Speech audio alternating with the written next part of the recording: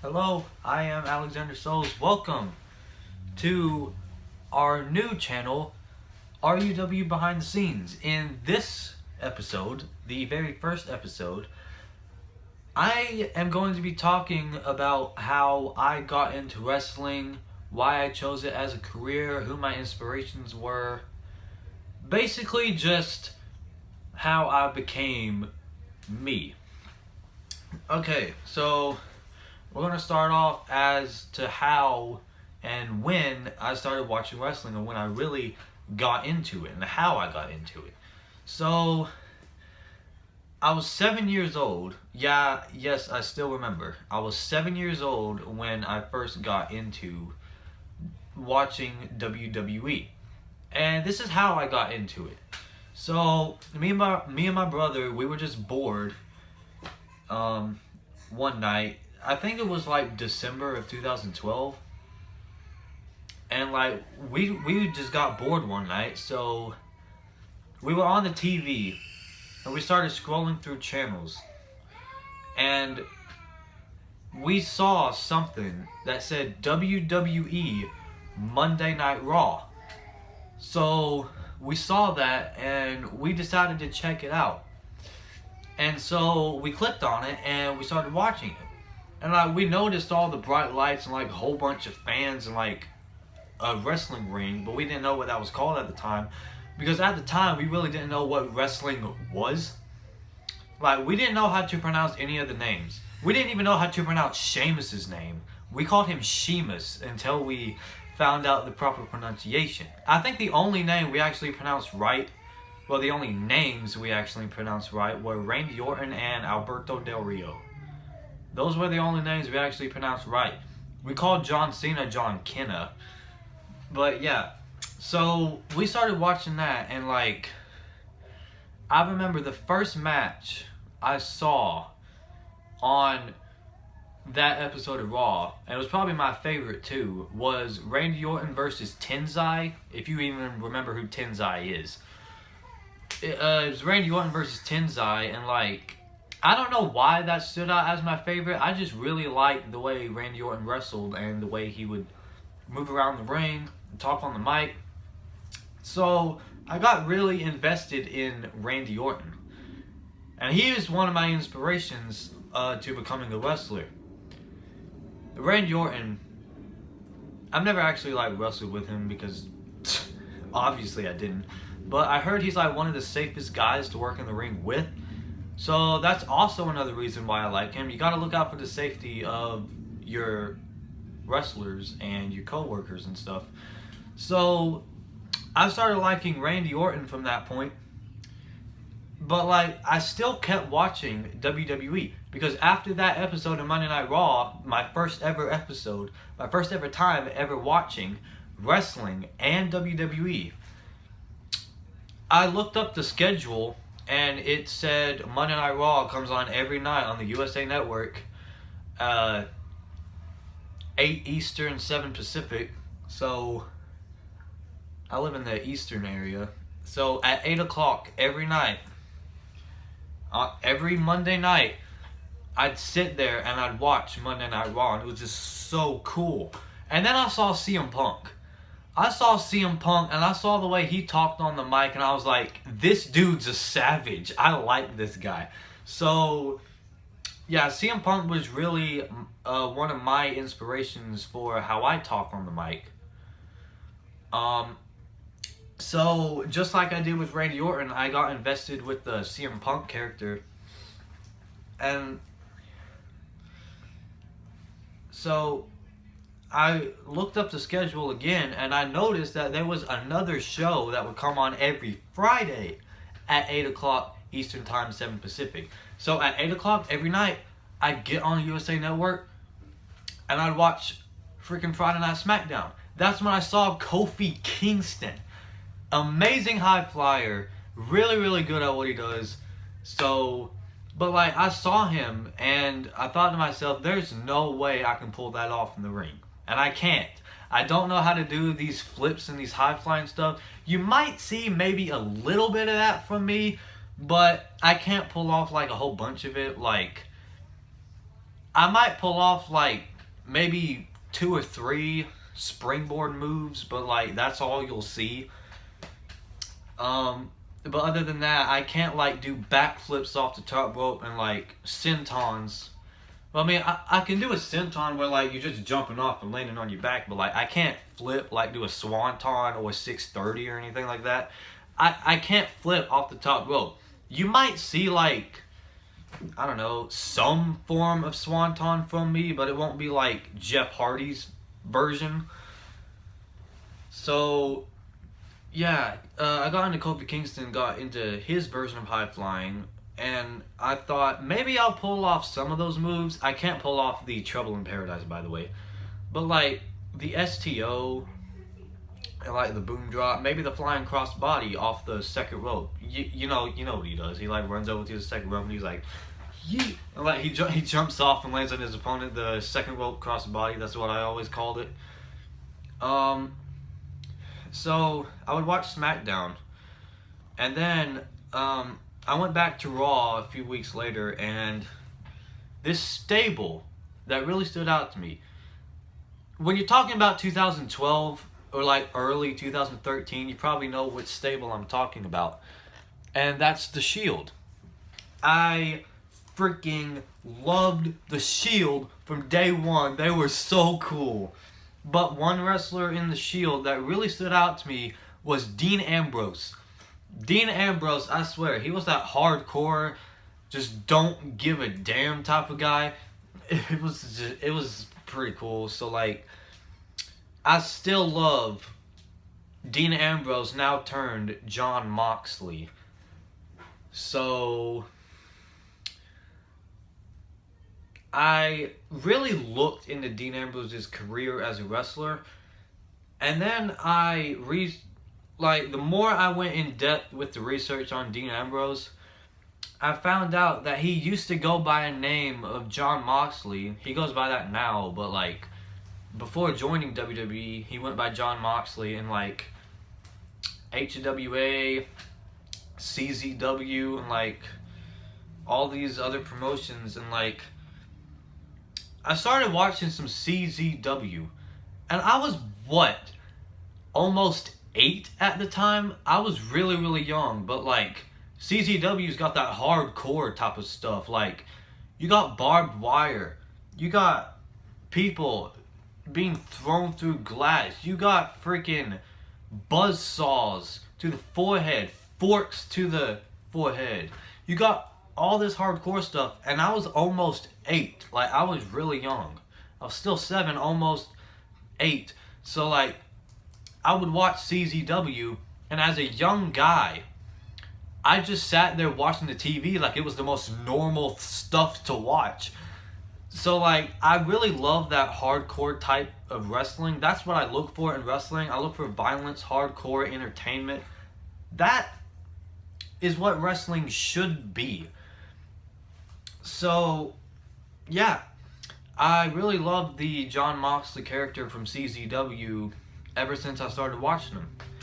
And from that day forward, I looked at Dean Ambrose and I was like, wow, this guy's been through a bunch of stuff. I even looked at like some documentaries about his wrestling career, about his life, and I was just like, this guy has been through so much. I freaking love this guy. The fact that he's able to put his body and his soul through all that, not just wrestling, but everything he's been through in his life, to be able to recover from that, that's something else. So like, I love Jon Moxley, and I started watching more of him in WWE.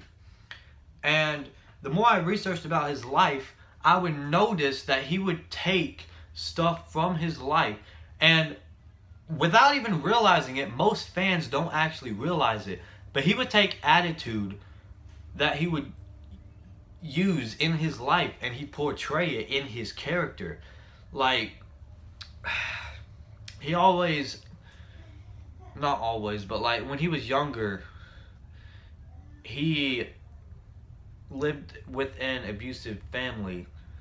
So I was like, I felt bad for him because, like, there's a lot of people who go through that, and I feel bad for like every single one of them, and like I want to help them. So as I was watching Dean Ambrose in WWE, I noticed that he would do that, and I was just like, he would take that abuse from his childhood and use it. Like, he'd be so violent and so hardcore, and I was just like, man, I really feel for this guy. So Jon Moxley is probably like my biggest, and I mean biggest, inspiration in wrestling. Now, when I got older, like to be around 9 or 10, that's when I really started getting into like these other promotions like TNA, now Impact. I watched a little bit, but not much of Ring of Honor. I didn't really watch New Japan, and no offense to New Japan, but like I kind of don't watch much New Japan now. I'm just not really into it. I still watch WWE like all the time. That's what mainly inspired me. So WWE, Ring of Honor, New Japan, which I don't watch much of, but I've seen some of it, and Impact are like, they're, besides WWE, they're like big independent wrestling promotions. WWE is not independent. That's the big leagues, and that's what I want to get into. I've always wanted to be a WWE superstar since day one when I started watching wrestling. So like when I was 7, I looked at wrestling and at WWE, and I was like, that's what I want to do. That's what I want to do when I grow up. So like from that day forward, every time someone asked me what I wanted to be, I was like, I want to be a WWE superstar, or I want to be a pro wrestler when I grow up. And like everybody just laughed at me and they said, you never make it, you're not strong enough. But like, look at the company I created. Look at RUW. Sure, we haven't had any big time matches yet, but like, look at it. You have all these stars and like these big promos and these big matches in store. And I swear, when RUW gets created and we have these big time matches, I'm going to look at all the people who said I couldn't make it and be like, say that again. So, I know RUW is not big, it's just a backyard wrestling promotion company, whatever you want to call it. But I plan on bringing it up to like a backyard independent wrestling promotion, which I already consider that it is. Most of you guys probably don't, but that's what I consider, because like just looking at it being like, that's a backyard wrestling promotion, it just doesn't sound right. It doesn't sound cool. It doesn't sound like it's big. And like, I want it to be big. So we're gonna get back to the story. So like around 9 or 10, that's when I started watching other promotions. At the time, no one else from any promotions really stood out to me. When I got around to the age of 13, that's when I started looking at like a bunch of these wrestlers' lives, and I was just like, they really do this for a living. They really put their bodies and souls on the line just to make their family happy, just to make their kids happy, just to live. Because like, if they didn't have wrestling, they wouldn't have anything, I think. And like, that's really the dark thing about wrestling, but I'm willing to go through that. I'm willing to spend time away from my family just to do something that I've always wanted to do for 8 years so far. And so right now I'm 15, but I'm going to tell you how RUW got created. So I was 14 at the time, RUW was actually created in May, but didn't actually become a thing until like June, I think. So this is how RUW actually got created. So yeah, you know what the RUW World Championship looks like. So I went on Amazon and I ordered it from Undisputed Belts, the company that made my belt. Thank you, Real Undisputed Belts. Not Real Undisputed Belts, but thank you, Undisputed Belts, by the way, for that. It looks really, really good, and I really love it. So I had a championship, and like I would just carry it around. Not everywhere I went, but like every time I'd go for a walk, I would carry it around, and like people asked me how I got it or how I won it, but like I didn't know what to tell them because RUW wasn't created at the time. So like I just tell them I just ordered it.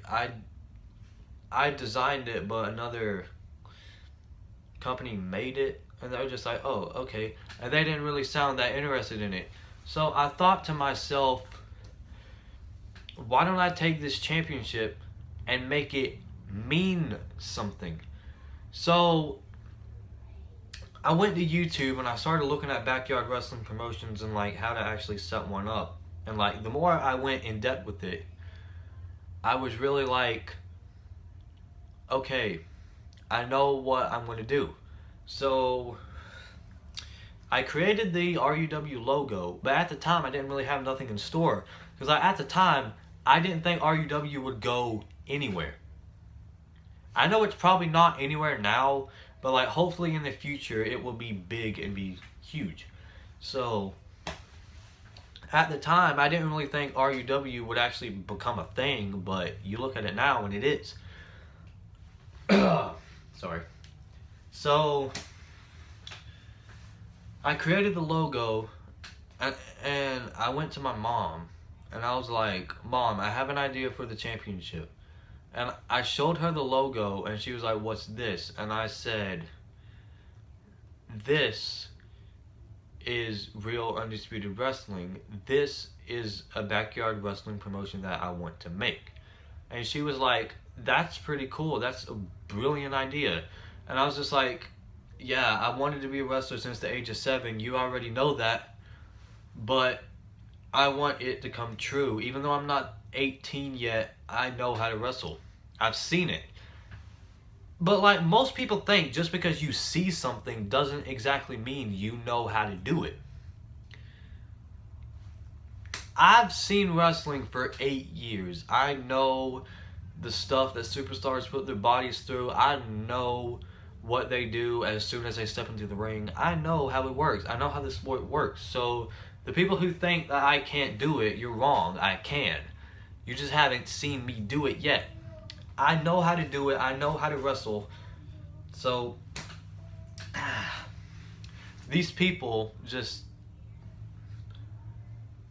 I don't know, like when I think of people that just don't believe in me or they don't think I can do certain things, I don't know, it gets me mad. And I know that's probably relatable to most of you, but like it gets me in an emotion that I haven't felt ever. So like every time someone says that, in my head I'm like, I am going to do this. I will prove these people wrong. I'm not like, yeah, they're right. I'm never going to do this. So like when people say that, it pisses me off like so much to the point where I actually want to prove to them that I can do it. Like I just want to fight them right there and then. But I have not done that, and I probably never will. So after I created RUW, I was like, okay, I'll take this title. And at the time I really didn't know like what status the championship could be, because to me, if you've ever seen the Intercontinental Championship in WWE, not the current one but the white one with the gold, I noticed it kind of looked like that with a mixture of the big gold belt from WWE. If you probably know what I'm talking about, the old WWE World Heavyweight Championship. So I noticed it kind of looked like a mixture of that. It kind of looked like a mixture of the Intercontinental Championship and the quote unquote big gold belt. So I took it and I was like, I don't know what to make this championship, the Intercontinental Championship or the World Championship of RUW. So like I kept thinking for like, I don't know. I think it only took me a couple of days before I actually wanted it to be known as. So I took it and I was like, this will be the World Championship. Why not? It was the first title ever created for RUW. Why not make it the world title? And when I created RUW and I put the world title as the first title, one of my first plans was to actually have a tournament for the championship. But like at the time, we only had 3 stars: me, Demon, and Ghost. So you can't do a tournament with just 3 people. That's not going to work. So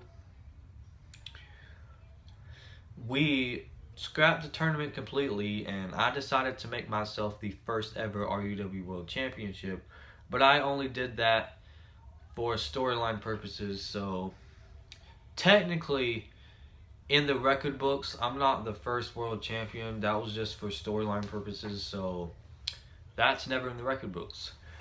So like after that happened, I was just like, what am I going to do with the world title? I can't make a tournament for it because we only have 3 stars. What am I going to do? And so these back and forth promos that me and Demon cut, he mentioned a great idea in one of his promos. He said, why don't we have a triple threat hardcore elimination match? Did I say that right? Triple threat hardcore elimination. Yeah. Triple threat hardcore elimination match to crown the first ever RUW World Champion. And so I contacted him and I was like, that is a wonderful idea. We'll go through with that. So we have that match scheduled. I don't know when it's going to be because we don't have anything ready yet. I still have not moved to a bigger venue. Still don't have enough money for all the materials and stuff. So we don't know when that's match taking place, but it is going to take place. So that'll be the match to crown the first ever RUW World Champion. So, Demon, if you are watching, first of all, don't take this channel as something's storyline. It's actually a behind the scenes channel. You can let me know if you want to participate or not. Basically, in this channel, it'll be the only time we ever break character. So, like, anytime you feel like you want to break character and you want to put it up, I'll put it up on the RUW behind the scenes channel. So, I got into contact. Actually, no. Crap, where was I? I got into contact with Demon, said that was a great idea, and crap, I forget where I was. I'm trying to think. Give me a minute. Okay, so that is going to be the match for the first ever RUW World Champion. So, oh yeah, I remember where I was. So, I was... Crap, I forgot again. Oh yeah, Demon, if you are watching, thank you for that idea. That was a really brilliant idea. So that's how RUW got created. That's how I became me. That's my inspiration. Thank you for watching this episode of RUW Behind the Scenes, the first ever episode on RUW Behind the Scenes. And I will catch y'all in the next episode. Peace.